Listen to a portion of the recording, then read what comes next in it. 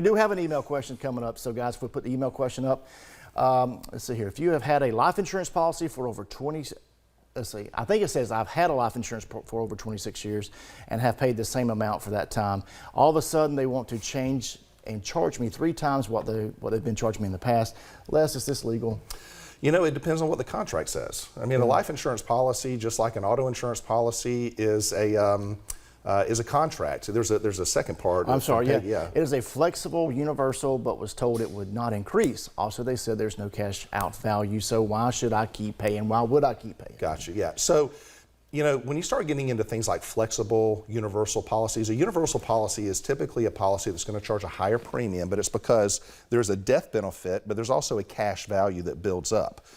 And so sometimes you can hold a life insurance policy, it'll build up cash value, it'll earn a small rate amount of interest, but there'll be a cash value there. But if it's a flexible policy, when they talk about flexible, what that typically refers to is flexibility in the payment of a premium. And so if you have a change in circumstances, you lose your job, you're injured in an accident, you're knocked out of work, the flexibility allows you to reduce your payment, your premium payment, but still keep your policy in effect.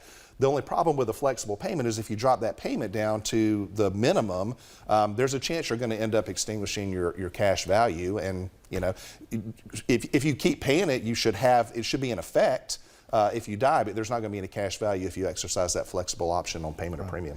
It's all about contract. Read your contract, read your contract, read your contract. No different than an auto policy, it's still a contract. That's right.